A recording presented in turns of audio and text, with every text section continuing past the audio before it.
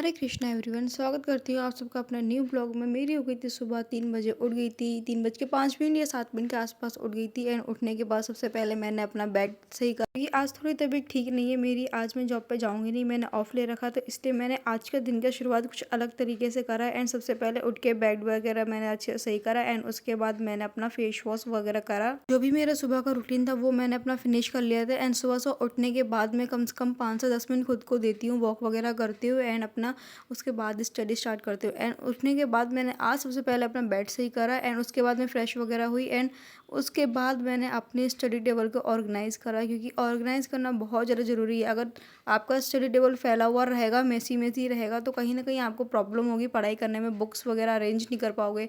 And जो आपको आराम से स्टडी करनी होती है वो नहीं कर पाओगे। इसलिए अपना स्टडी टेबल अपना ऑर्गेनाइज़ करना बहुत ज़्यादा ज़रूरी है। एंड आज सबसे पहले मैंने स्लॉट में रखा है अपना कैलकुलेशन, क्योंकि मेरे को लास्ट जो मॉक टेस्ट में मेरा सिली मिस्टेक हुआ था वो कैलकुलेशन के चक्कर में बहुत ज़्यादा मेरा टाइम गया था।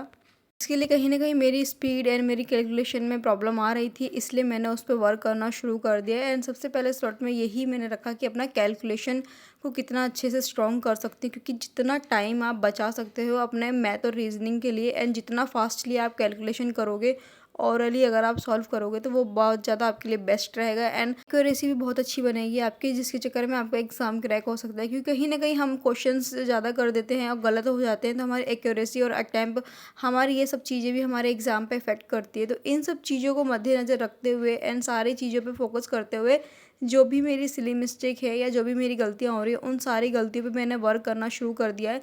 क्योंकि इससे पहले मेरे स्कोर 100 कुछ बन रहे थे, लेकिन अभी मेरे लास्ट टाइम से स्कोर मेरे 127 130 के आसपास मेरे स्कोर बन रहे हैं।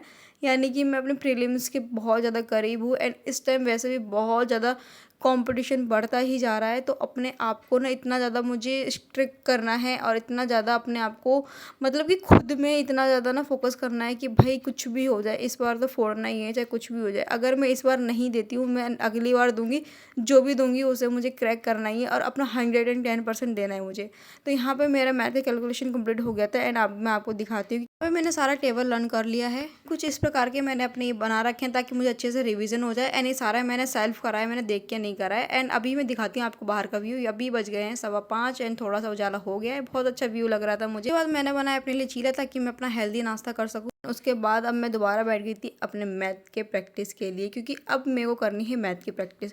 मुझे जीके जीएस में और इंग्लिश में इतनी ज़्यादा प्रॉब्लम नहीं हो रही, क्योंकि उसमें टाइम टिकट नहीं है। वो आप अपना पढ़ोगे, आप एक बार पढ़ोगे तो एक ही बार में आपको समझ में आ जाएगा। लेकिन मैथ रीजनिंग दोनों सब्जेक्ट ऐसे हैं, एक तो आपको ये स्कोरिंग सब्जेक्ट है, एंड सेकेंड थिंग आपको इसी में ही प्रॉब्लम करेगा। क्योंकि 15 मिनट में अगर आप 25 क्वेश्चन कर रहे हो, तो कहीं ना कहीं आपको इतना ज़्यादा फोकस करना पड़ेगा, आपको क्वेश्चंस को इतने अच्छे तरीके से पढ़ने पड़ेगा, समझने पड़ेगा कि आधा क्वेश्चन आप ओरली अपने माइंड में सॉल्व कर सकें।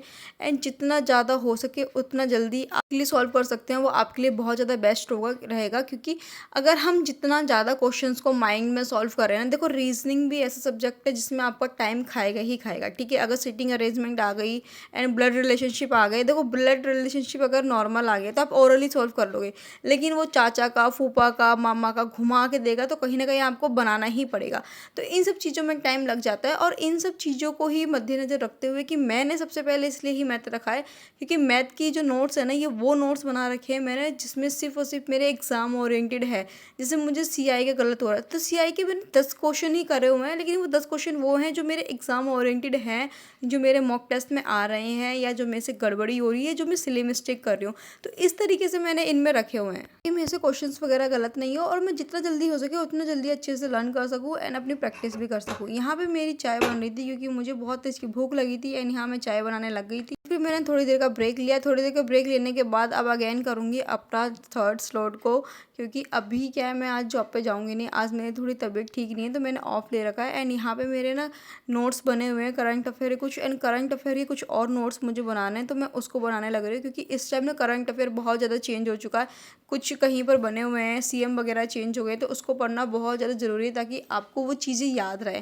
क्योंकि अभी ना एनटीपीसी के भी एग्ज़ाम चल रहे हैं। अब मेरा अभी आया नहीं है कि मेरा एग्ज़ाम कहाँ पड़ा पड़ा है, खुल ही नहीं रहा है, मेरा क्या रीज़न है पता नहीं। इसमें बस ये दिखा रहा है कि आपका सीटी अवेलेबल नहीं है इस नंबर से। तो अभी देखते हैं कि मेरा कहाँ पड़ेगा। तो इसलिए मैं साथ ही साथ अपना करंट अफेयर को लेके चल रही हूँ, क्योंकि अभी सीजीएल के एग्ज़ाम का तो कुछ कंफर्म नहीं है कब है।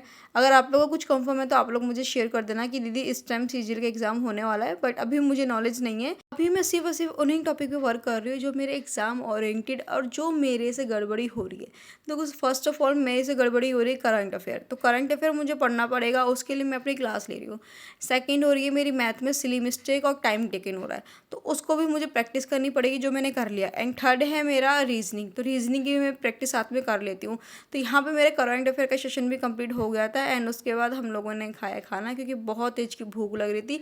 इस टाइम गेनिंग पे हूँ तो खाना मेरे लिए बहुत ज़्यादा ज़रूरी है। तबीयत ख़राब है तो दवाई वगैरह खानी थी, तो खाना पीना खा के एंड नहा धो के मैं आ गई थी अपने फोर्थ स्लॉट के लिए। वो है मेरा अपना जीएस का टॉपिक लर्न कर रही हूँ। एंड यहाँ पे मेरे पास नोट्स वगैरह रखे हुए हैं, तो इसी नोट्स से मैं अच्छे से रिवीजन कर रही हूँ। एंड ये नोट्स बहुत ज़्यादा हेल्पफुल है, सीरियसली बता रही हूँ गाइज, कि मैं भी जो आपको टैग वगैरह करती हूँ ना, तो आप एक बार उसको विजिट करके देखा करिए कि आपके लिए हेल्पफुल है कि नहीं, क्योंकि मैं उन्हीं बुक से रिवीजन करती हूँ। एंड वो मेरे लिए बहुत ज़्यादा हेल्पफुल रहता है, बहुत अच्छे से उसमें समझ में भी आता है।